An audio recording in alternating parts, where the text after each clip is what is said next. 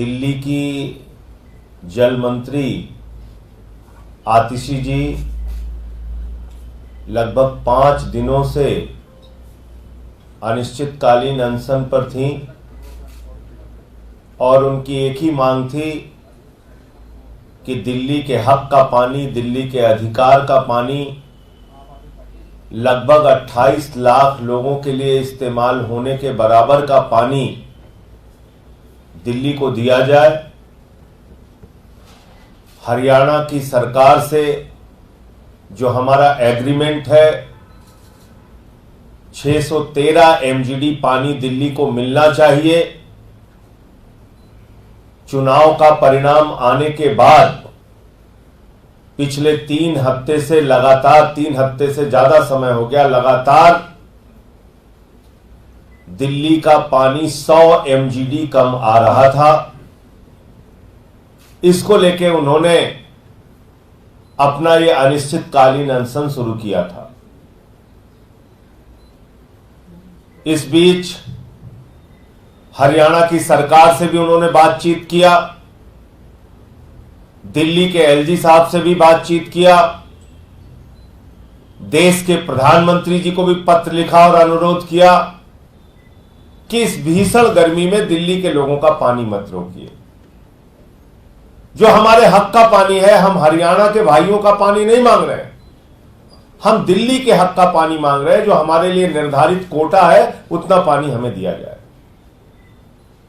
लेकिन उनकी बात नहीं सुनी गई, कहीं उनकी गुहार की सुनवाई नहीं हुई और दिल्ली के लोग इस भीषण गर्मी में पानी के संकट से लगातार जूझ रहे हैं। आप यकीन नहीं करेंगे, 1994 में दिल्ली के पानी का कोटा निर्धारित हुआ था। 1994 में, जब लगभग दिल्ली की आबादी 1.25 करोड़ के आसपास थी। आज 3 करोड़ से ज्यादा दिल्ली की आबादी है। 1994 में भी दिल्ली के पानी का कोटा था 1005 एमजीडी और 30 साल के बाद जब आबादी, जनसंख्या, पॉपुलेशन 3 गुना बढ़ गई, तब भी दिल्ली के पानी का कोटा है मात्र 1005 एमजीडी। मुझे भाजपा के लोग दुनिया का कोई विज्ञान बता दें, भारत के प्रधानमंत्री कोई विज्ञान बता दें, कोई एक ऐसा तरीका बता दे बीजेपी के लोग जिससे पानी बनाया जा सके। जो हमारा निर्धारित कोटा है, अगर उतना पानी भी हमें नहीं मिलेगा, एक तो 3 गुना आबादी पर उतना ही पानी हमको मिल रहा है, तो आप मुझे बताइए कैसे दिल्ली के अंदर आपूर्ति हो सकती है? कैसे दिल्ली के लोगों को पानी दिया जा सकता है पर्याप्त मात्रा में, जब हमें मिलेगा ही नहीं पीछे से? दिल्ली की अरविंद केजरीवाल जी की सरकार ने पिछले 9 9.5 साल के अंदर 12,000 किलोमीटर पाइपलाइन बिछाने का काम किया। 12,000 नई पाइपलाइन बिछाने का काम किया। 12,000 किलोमीटर। कैनाल के अंदर पानी की बर्बादी ना हो, इसको पक्का कराने के लिए 500 करोड़ रुपए खर्च किया दिल्ली की सरकार ने। जितने प्रयास हमारी तरफ से हो सकते थे हमने किया। हर स्तर पे कोशिश की कि दिल्ली के लोगों को पानी मिल सके। पहली बात तो ये समझ लीजिए, एक आदमी के लिए मान लीजिए 1 गिलास पानी होता है, आदमी की संख्या हो गई 3, लेकिन पानी उतना ही है, 1 गिलास पानी ही है जिसमें 3 लोगों को पानी पिलाना है। उसमें से भी आप कटौती कर रहे हैं। ये कौन सा न्यायपूर्ण तरीका है? और किस बात की दुश्मनी निभा रही है भारतीय जनता पार्टी की सरकार दिल्ली के लोगों से? यह कि उन्होंने प्रधानमंत्री जी को 7 सीटें देकर जिता दिया, यह कि दिल्ली से 2 केंद्रीय मंत्री बन गए, यह दिल्ली वालों का गुनाह है, अपराध है। पिछले 3 बार से लगातार दिल्ली के लोग 7 सांसद भारतीय जनता पार्टी के नरेंद्र मोदी जी के जिता रहे हैं।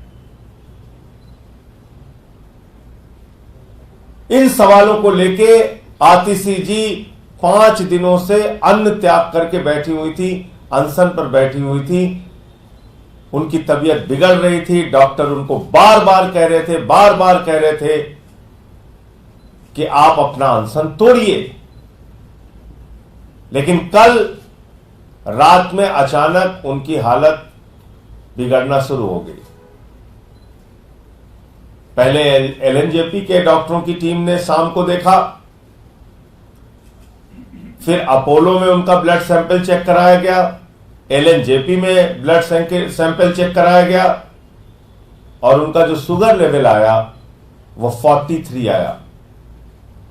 उसी समय रात में एलएनजेपी के डॉक्टरों को फिर बताया गया, मैं करीब 1:30 बजे के आसपास पहुंचा वहां पे भोगल के अनशन स्थल पे, और हमने बताया कि अभी ब्लड शुगर का जो लेवल है वो 43 है। 36 भी होगा बाद। डॉक्टरों ने बार बार कहा अब आप इनका तुरंत चेक करते रहिए, ब्लड शुगर कितना है इस वक्त, कितना है। तो 1-2 बार वहां फिर चेक हुआ।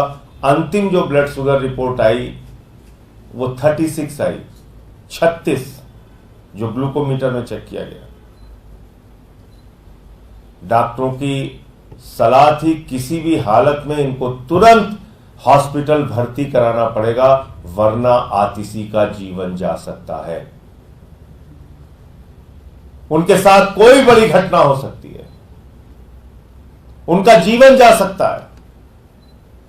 फिर हम सारे लोगों ने, पार्टी के लोगों ने आपस में बातचीत किया और रात को लगभग 3:30 पौने 4 बजे के आसपास उनको एलएनजेपी में एडमिट कराया गया और आईसीयू में उनको भर्ती किया गया। आतिशी जी अभी भी एलएनजेपी के आईसीयू में भर्ती हैं। रात में जब गई तो उनकी स्थिति ठीक नहीं थी। उनकी सारी जांच चल रही है।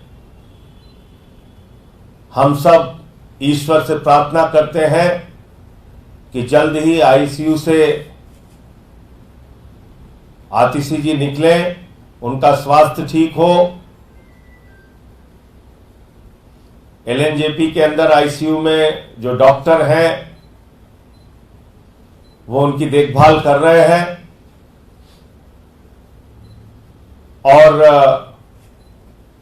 आज हम लोग भारत के प्रधानमंत्री को भी चिट्ठी लिख रहे हैं, उनसे भी अनुरोध कर रहे हैं कि आप दिल्ली के हक का पानी दिलवाइए, जो हमारा अधिकार है वो पानी दिलवाइए। बीच में हमारा प्रतिनिधि मंडल दिल्ली के उपराज्यपाल महोदय से भी मिला था और उनसे भी हम लोगों ने अनुरोध किया था कि आप हरियाणा के मुख्यमंत्री से बातचीत करके इस समस्या का समाधान कराइए।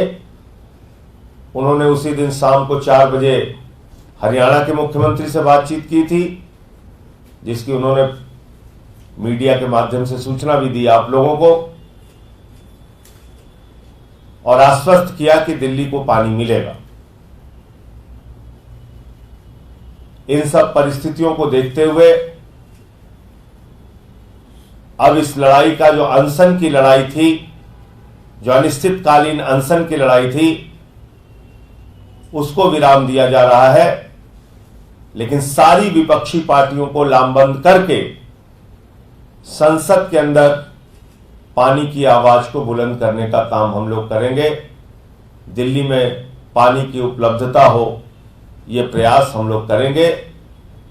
मौसम भी ठीक हुआ है, थोड़ा बहुत बारिश भी हुई है पिछले दिनों में, तो मुझे उम्मीद है कि पिछले 2 दिनों से थोड़ा थोड़ा पानी की मात्रा तो बढ़ी है। जो 100 एमजीडी कम था वो लगभग 90 एमजीडी पानी कम हुआ है, 10 एमजीडी पानी बढ़ा है। तो ये धीरे धीरे जो पानी की मात्रा है वो भी बढ़ेगी और स्थितियां बेहतर होंगी, ऐसी उम्मीद है।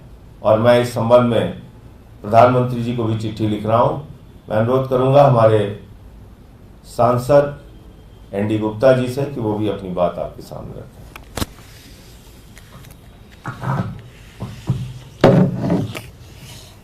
सभी पत्रकार साथियों को मेरा नमस्कार। वैसे बहुत ही डिटेल में माननीय सांसद श्री संजय सिंह जी ने अपनी बात कही और किस प्रकार से ये आज की डिमांड जो है, आज जो गुहार है पानी के लिए, वो आम आदमी पार्टी की नहीं है, हमारी नहीं है, ये दिल्ली के हर एक नागरिक की गुहार है कि पानी जो है केंद्र सरकार, हरियाणा सरकार जो हमारे हक का पानी है वो हमें दे।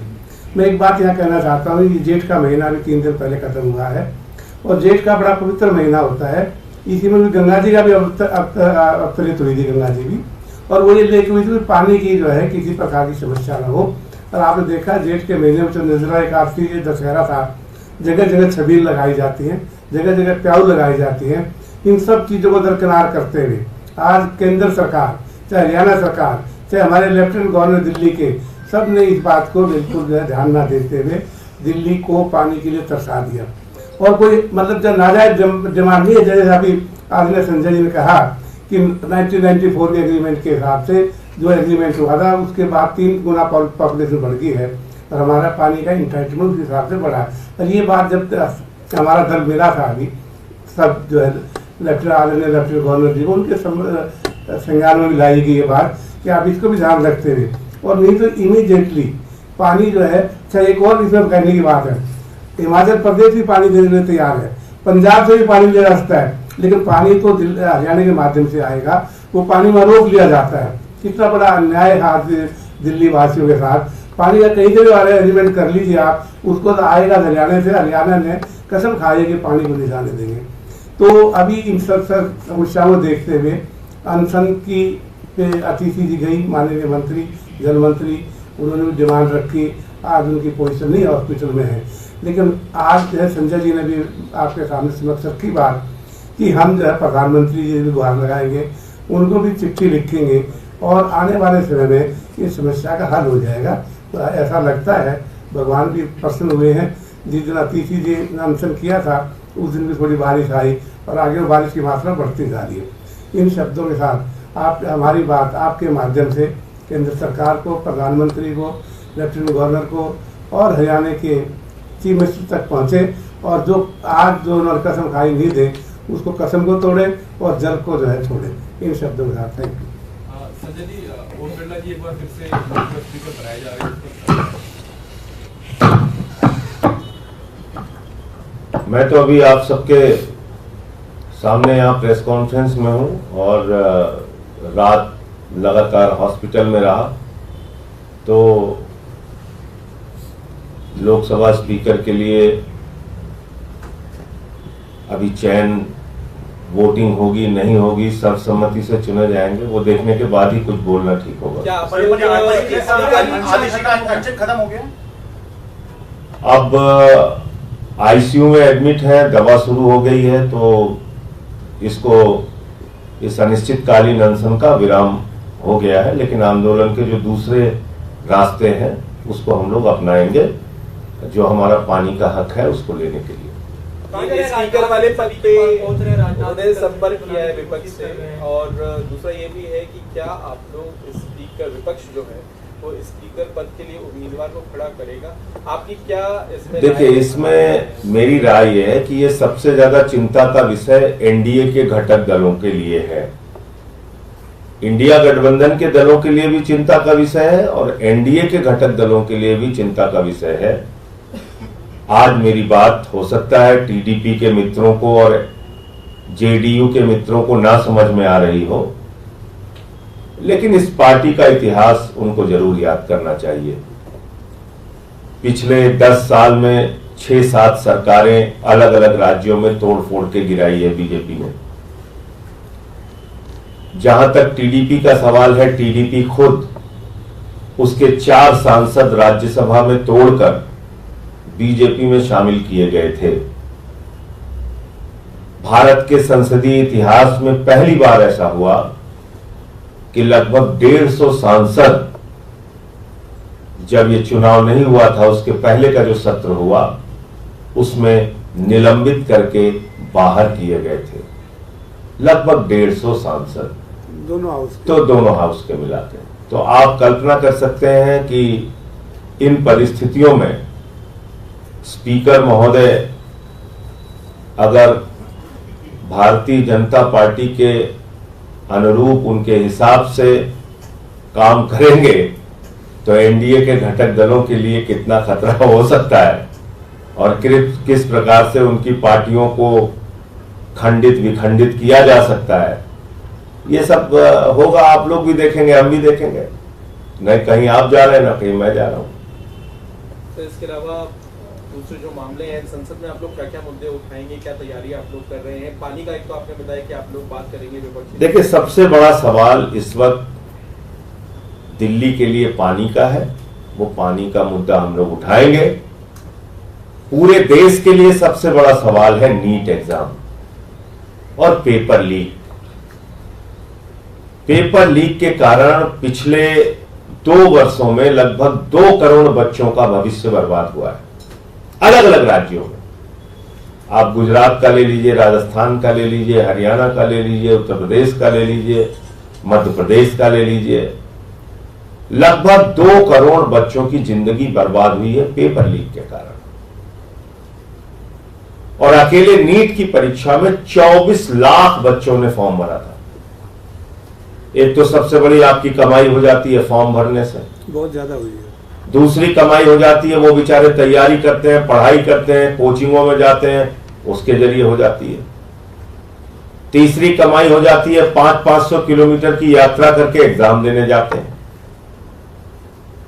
और इन सब के ऊपर जो भ्रष्टाचार वाली कमाई होती है, जिसमें पैसा ले लेकर पेपर लीक करा के कुछ लोगों को चयन किया जाता है, ये तो खुला भ्रष्टाचार का खेल है। अब तो स्टिंग ऑपरेशन आ रहे हैं। अब तो खुद से अपराधी जो है वो आके एडमिट कर रहा है ऑन कैमरा, मीडिया के सामने भी और पुलिस के सामने भी, जांच एजेंसियों के सामने भी, कि पेपर लीक में उनकी भागीदारी थी। तो फिर एग्जाम रद्द क्यों नहीं हो रहा? पेपर लीक का जब पता चल गया तो एग्जाम रद्द क्यों नहीं हो रहा? नीट की पीजी का एग्जाम रद्द हो गया, पोस्टपोन हो गया। यूजीसी का एग्जाम रद्द हो गया। तो नीट का जिसका पेपर लीक साबित हो गया है, उसका एग्जाम रद्द क्यों नहीं किया जा रहा है? तो निश्चित रूप से ये कुछ मुद्दे हैं जो बड़े मुद्दे हैं और सरकार से हम लोग मांग करेंगे कि नीट का एग्जाम रद्द किया जाए। सर, एक खबर आई कि राम मंदिर बनने के बाद जो उसकी छत है मुख्य भवन की, वहां से पानी लीक हो रहा है बारिश का। वो तो पुजारी उन्होंने वो तो महंत का स्टेटमेंट आया है। महंत जी का भी स्टेटमेंट मैंने देखा था, जो मुख्य पुजारी हैं वहां के। देखिए क्या है कि वो तो एक हमारे धार्मिक जो गुरु हैं, नई संसद में भी पानी आ रहा है शुरू में। जो हमारे धार्मिक गुरु हैं, धार्मिक व्यवस्थाएं उनके आदेश पर संचालित होती हैं। और आपको याद होगा, भारत के हमारे हिंदू धर्म के शंकराचार्यों ने मना किया था कि भाई मंदिर अभी अधूरा है, इसकी प्राण प्रतिष्ठा होनी चाहिए, बिल्कुल होनी चाहिए, लेकिन मंदिर के पूरे निर्माण के बाद। लेकिन अपने राजनीतिक फायदे के लिए, चुनावी फायदे के लिए आनंद फानन में आपने मंदिर का उद्घाटन कर दिया। हमने सारे कागजात रखे थे उस समय कि किस तरीके से चंदा, प्रभु श्री राम के नाम पे जो चंदा एकत्रित किया जा रहा है, उसका किस तरीके से भ्रष्टाचार और उसमें चोरी की जा रही है। तो जब आप भगवान को भी नहीं छोड़ेंगे तो भगवान आपको कैसे माफ करेंगे? जब आप भगवान को भी नहीं बख्शेंगे तो भगवान आपको कैसे बख्शेंगे? मैं तो बार बार कहता हूं ना, प्रभु श्री राम पथ गमन मार्ग हमारे यूपी में बना हुआ है। अयोध्या कुशभवनपुर, सुल्तानपुर, प्रतापगढ़, कौशाम्बी, प्रयागराज, चित्रकूट, जिन जिन इलाकों से प्रभु श्री राम होकर गुजरे उन सारी जगहों में बीजेपी हार गई, अयोध्या हार गई। तो आप ये समझिए प्रभु श्री राम अब नाराज है बीजेपी से। पता नहीं उन लोगों को क्यों नहीं समझ में आ रहा है, इतना अहंकार अच्छा नहीं है। और गाना बजाते हैं आप लोग, जो राम को लाए हैं हम उनको लाएंगे। अरे आप राम को थोड़ी ला सकते हैं भाई, भगवान श्री राम को इंसान नहीं ला सकता। वो इस प्रकृति के निर्माता है, वो इस सृष्टि के रचयिता है, वो हमारे आराध्य देवता है। आप कह रहे हैं आप ही राम को लेके आए हैं, तो ये सब अहंकार मुझे लगता है पसंद नहीं आया। और अभी तो और बहुत सारी चीजें इसमें। अपोजिशन अपना विपक्ष स्पीकर को उम्मीदवार नहीं उतार रहा है, ये जानकारी मिल रही है। आप लोग स्ट्रांग हो इसके बावजूद भी। अब मैं तो अभी प्रेस कॉन्फ्रेंस में हूं, निकल के तो सारी बातें समझ के बता पाऊंगा। सीएम की जमानत का फैसला आना हाईकोर्ट से, क्या उम्मीद है आप लोगों को? आने दीजिए, फैसला आने दीजिए, फिर बोलते हैं उसको। और महंत जी ने ये भी कहा है कि बीजेपी ने भ्रष्टाचार किया निर्माण में, यहाँ तक भी कहा उन्होंने। एक बाइट लेना